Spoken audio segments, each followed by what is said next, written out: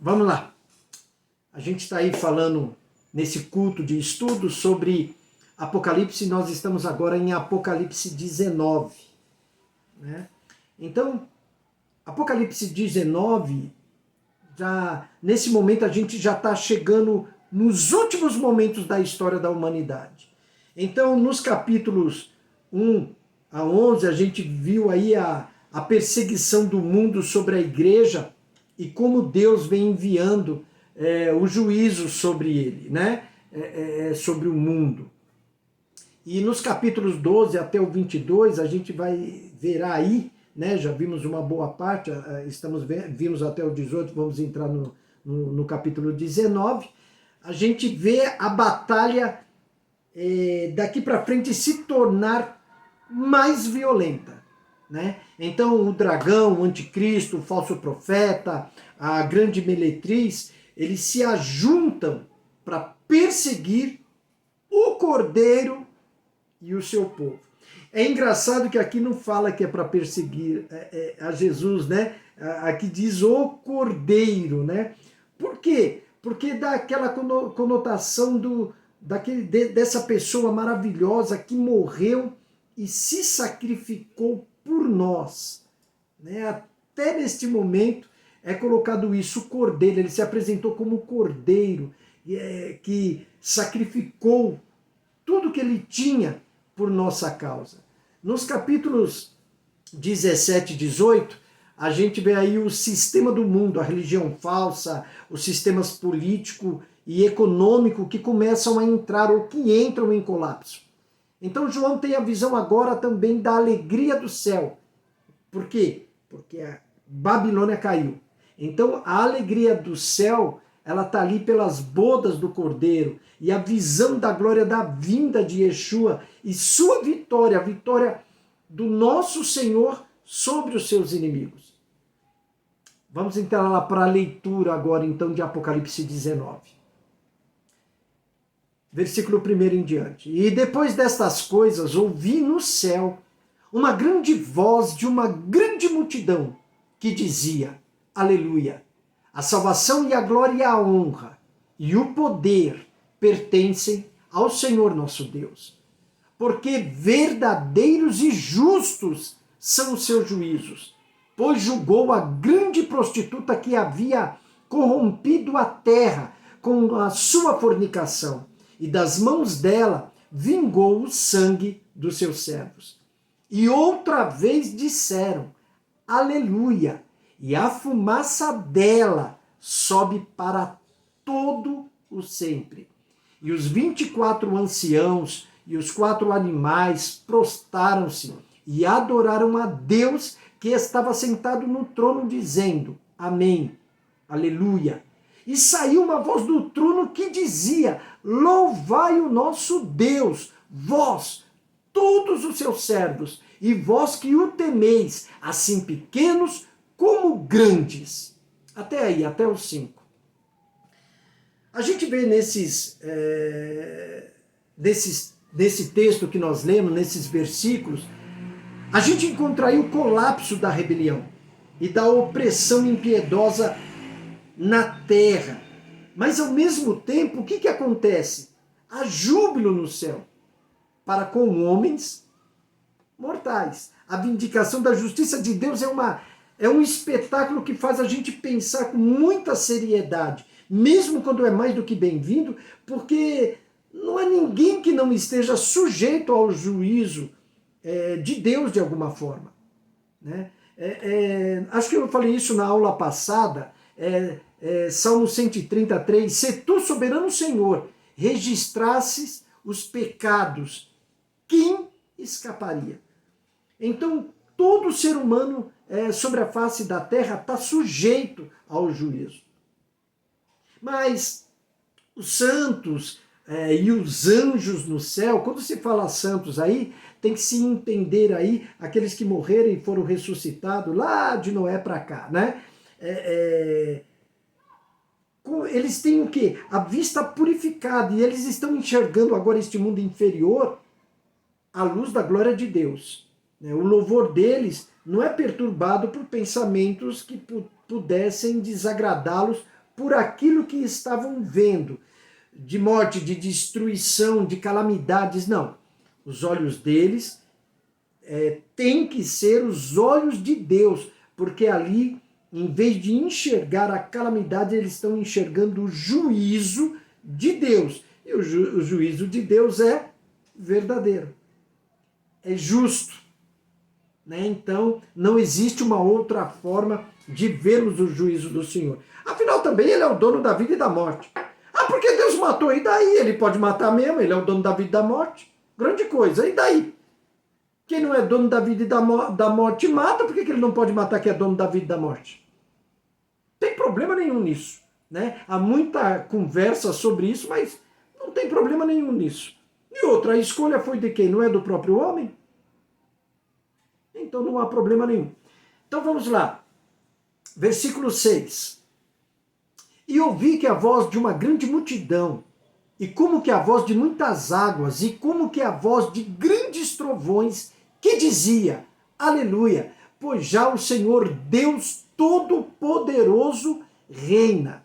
Regozijemo-nos e alegremo-nos, e demos-lhe glória, porque vindas são as bodas do Cordeiro, e já a sua esposa se aprontou.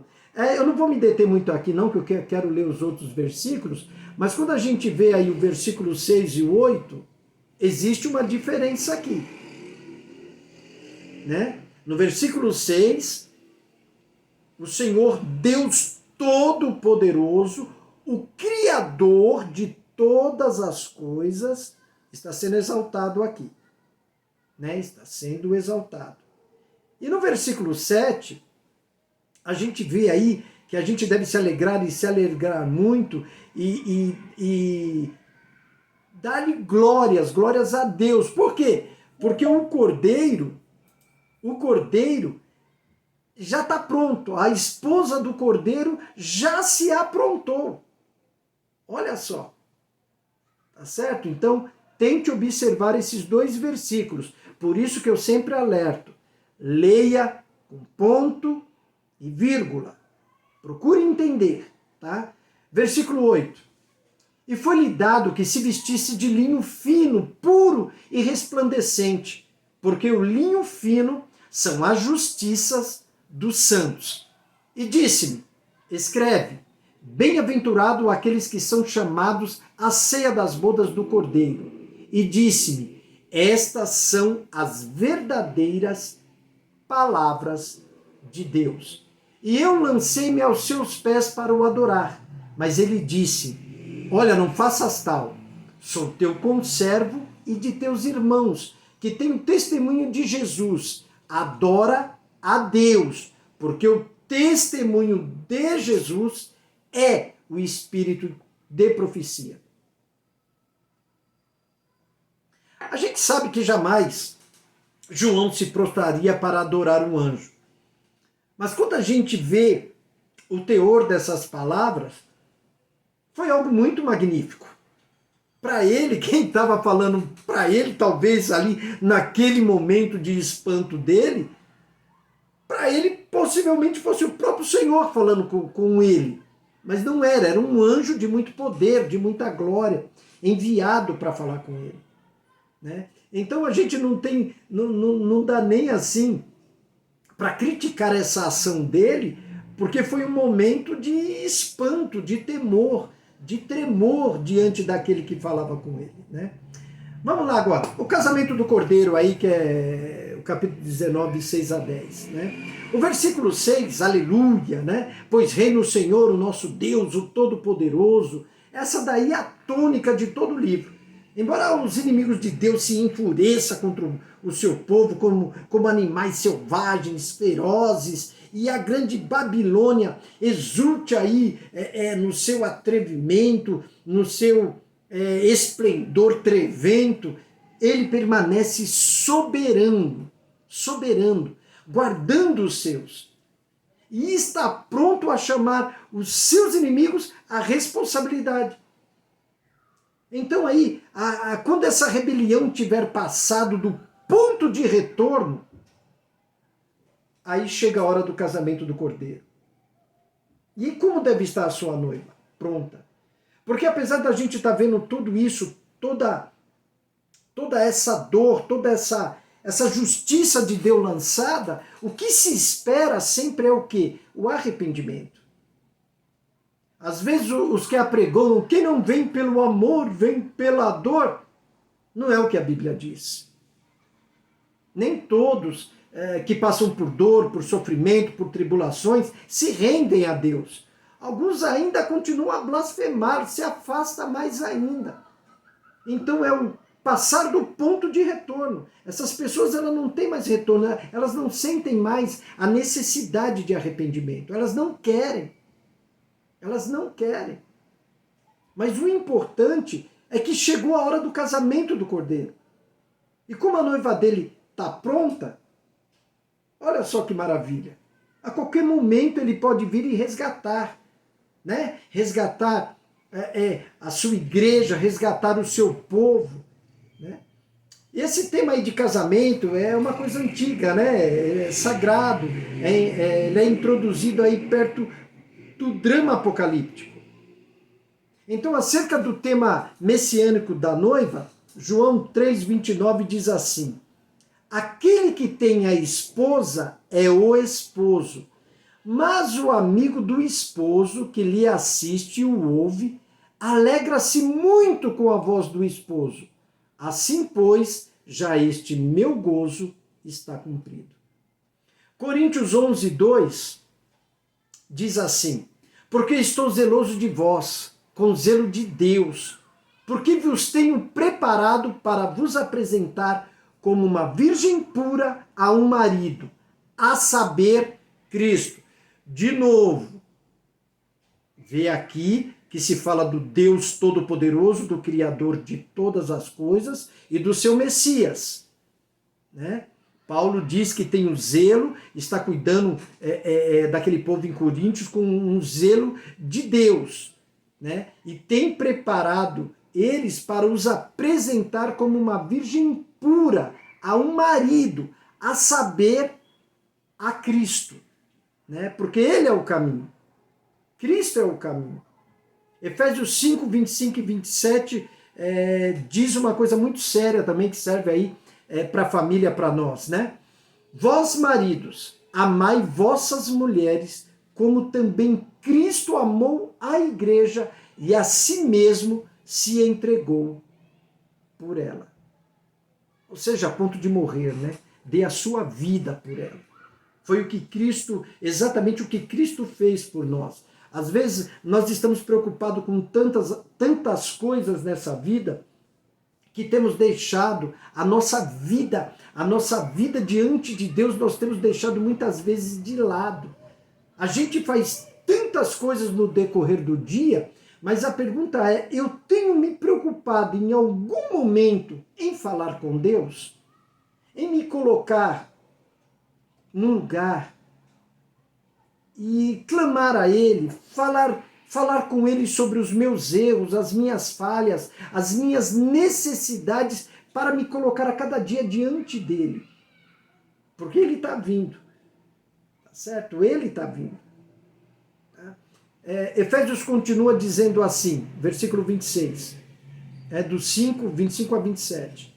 Para a santificar, purificando-a com a lavagem da água, pela palavra, para apresentar a si mesmo igreja gloriosa, sem mácula, nem ruga, nem coisa semelhante, mas santa e irrepreensível. O interessante disso tudo é que dá a entender que por mais que nós façamos, por mais que a gente queira se colocar diante de Deus de uma maneira tal que a gente possa achar que as nossas atitudes, a nossa maneira de agir é que está nos santificando, não é Cristo. Claro, nós temos as nossas responsabilidades, temos as nossas obrigações, temos o mandamento do Senhor a cumprir, claro. Mas somente Cristo pode realmente nos santificar, nos purificar através da palavra. E o que a gente mais vê, principalmente agora nesses últimos dias, são as igrejas afastadas da palavra. Afastada, está tomando um outro rumo, está tomando um rumo perigoso, onde o que está sendo tratado são as coisas humanas, as coisas dessa vida. E a gente vê aí a maioria dos crentes em nosso meio, eles não estão exatamente preocupados em se apresentarem santos e irrepreensíveis diante de Deus. Mas a gente ainda de alguma forma está cheio de mácula, está cheio de ruga. Né? Por quê? Por causa dos nossos pensamentos, a nossa visão curta de ver as coisas, de Deus falar e a gente pegar o que ele falou e muitas vezes transformar em outra coisa. Porque a gente está mais propício a fazer o que a gente gosta, o que a gente quer, o que a gente acha que é melhor para a gente, do que realmente fazer o que a Bíblia ordena. Porque o que a Bíblia ordena não é pesado. Não é pesado. Eu, ao longo dos anos, como eu não tive ninguém para me ensinar, eu tive que me virar sozinho, aprender, correr atrás, até hoje é assim. Eu corro atrás, eu busco. Eu tenho deixado de fazer coisas que, lendo as Escrituras, eu descobri que desagrada o meu Deus. Eu descobri. Eu tenho procurado suportar coisas, hoje eu suporto coisas que normalmente lá atrás eu não suportaria. Eu já teria jogado na cara dos outros assim na lata. Hoje, por causa da palavra, eu tenho melhorado isso. Eu tenho procurado melhorar nisso a cada dia. Porque primeiro que eu não sou melhor que ninguém. Segundo que Jesus Cristo está às portas e eu preciso da salvação dele. E para mim, para que eu possa dizer que eu amo Jesus, se eu não amar o meu próximo, eu sou um tremendo de um hipócrita mentiroso. Tá? Então, eu tenho que realmente me dedicar ao Senhor, a cada dia. Tomar cuidado com as minhas atitudes, o que eu ouço, o que eu vejo. A gente já ouve tantas coisas sem querer, né? A gente passa nos nossos ouvidos tanta coisa que a gente não queria ouvir.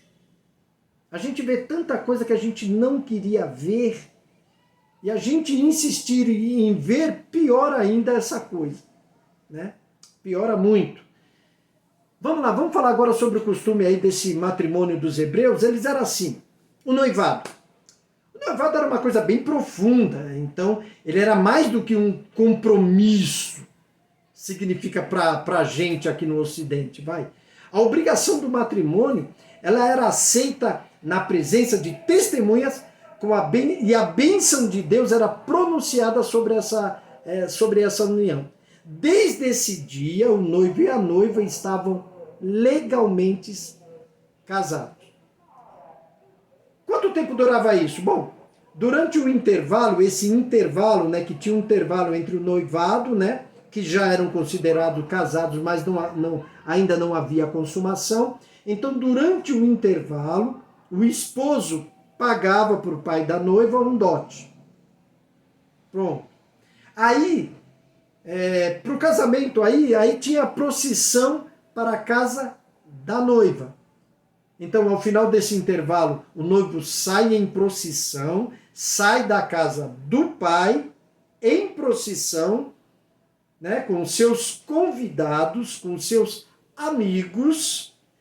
Aí Jesus falou o quê? Eu já não chamarei mais vocês servos, mas amigos. Para a casa da noiva. Então, o que a noiva está fazendo nesse período? A noiva está se preparando. Então, a noiva se prepara e se atavia. O noivo vem no seu melhor traje. E os seus amigos cantam e levam tochas e seguem em direção à casa da noiva. Aí o noivo recebe a noiva e a leva em procissão para a sua própria casa, para o seu próprio lar. Tá certo? Então, finalmente, vem aí o que? As bodas. Então, o que as bodas incluem? A festa das bodas durava de 7 a 14 dias. Então agora a igreja está desposada com Cristo. Ele já pagou o dote por ela. Ele comprou sua esposa com seu sangue. O intervalo é o período em que a noiva tem para se preparar. Ao final desse tempo, o noivo vem acompanhado dos anjos para receber a sua noiva, a igreja. Agora começa então as bodas. Então, o texto aí, Apocalipse 19, 7, ele registra aí isso de uma forma muito bacana, né? Esse encontro glorioso aí assim, ó. Alegremo-nos e exultemos e demos-lhes glória, porque são chegadas as bodas do Cordeiro, cuja esposa a si mesma já se ataviou. E isso a gente está falando em meio a um monte de coisa que está acontecendo aí na terra com relação aos ímpios, né? aos chamados anomos, os homens que vivem sem lei. Né? E essa história de viver sem lei, irmão, a gente tem que entender que muita coisa está sendo fora da lei, não é isso? Nós estamos sendo obrigados a aceitar coisas que a Constituição não diz, que em nenhum lugar, nada, nós estamos sendo obrigados a aceitar a imposição desses governos. Estamos sendo obrigados, tá? Então, a palavra nomos, ela significa homem sem lei, pessoa sem lei, tá? É sem lei, que não está nem aí para nada, nem coisa nenhuma. Vamos lá, versículo 11 em diante agora. E viu o céu aberto, e eis um cavalo branco, e o que estava sentado sobre ele chama-se Fiel e Verdadeiro, e julga e peleja com justiça. E os seus olhos eram como chama de fogo, e sobre a sua cabeça havia muitos diademas, e tinha um nome escrito que ninguém sabia, senão ele mesmo. E estava vestido de veste tingida em sangue, e o nome pelo qual se chama é a Palavra de Deus. Irmãos, eu vou continuar lendo os versículos, mas nós temos um problema assim. Entre ser verbo e ser palavra, existe uma diferença muito grande. Verbo é verbo. Uma palavra dá um outro sentido, um outro significado. Muitas vezes, sei lá eu porquê, a Bíblia foi traduzida como verbo. Verbo. Mas claramente nos originais aí, nos mais antigos, não vem verbo não. É a palavra. Então João, por exemplo, seria: no princípio era a palavra estava com Deus. Palavra e não verbo. Isso é só uma informação. Bom, vamos lá. 14. E seguiam-no os exércitos no céu em cavalos brancos e vestidos de linho branco e puro. E da sua boca saiu uma espada, uma aguda espada, para ferir com ela as nações. E ele as regerá com vara de ferro. E ele mesmo é o que pisa o lagar do vinho do furor e da ira do Deus Todo-Poderoso. E no manto e na sua coxa tem escrito este nome: Rei dos Reis e Senhor dos Senhores. Olha o verso 15 aí, ó. De novo, eu peço para vocês se atentarem ao que está escrito.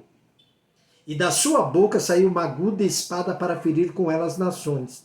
E ele as regerá com vara de ferro. E ele mesmo é o que pisa o lagar do vinho do furor e da ira de quem? Do Deus Todo-Poderoso. E no manto e na coxa tem escrito aí este nome: Rei do Rei, Senhor dos Senhores. Então nós temos três fatos importantes aí. No versículo 11 aí a gente vê a volta do rei. E esse rei voltará. Assim como ele subiu, ele descerá. O céu se abre e João vê Jesus descer vitorioso. Dessa vez o céu ele está aberto, não é para João entrar, como foi em Apocalipse 4:1, mas para que Jesus e seus exércitos saiam. Essa aí é a última cena da história. E está para acontecer. Jesus vem para a última batalha. Esse tempo é o que a gente lê como da grande tribulação. Satanás, ele estará dando suas últimas cartadas, o anticristo, o falso profeta, estarão seduzindo o mundo e perseguindo a igreja. Agora, essa sedução, ela já vem acontecendo. Tá? Os homens, os seres humanos, estão sendo seduzidos já por esse sistema do anticristo e pelo falso profeta. E isso já está acontecendo em parte, em grande parte. Pode reparar, as pessoas estão de uma maneira tão seduzidas que o certo está se tornando errado, o errado está se tornando certo, e ai de quem falar que não é. Ai de quem falar que não é. Só que o negócio está tão escancarado diante de nós. Gente, sabe qual é o problema? Vocês já repararam que nem os líderes das igrejas, uma grande parte dos chamados líderes da igreja, eles estão falando coisas indevidas de cima do altar?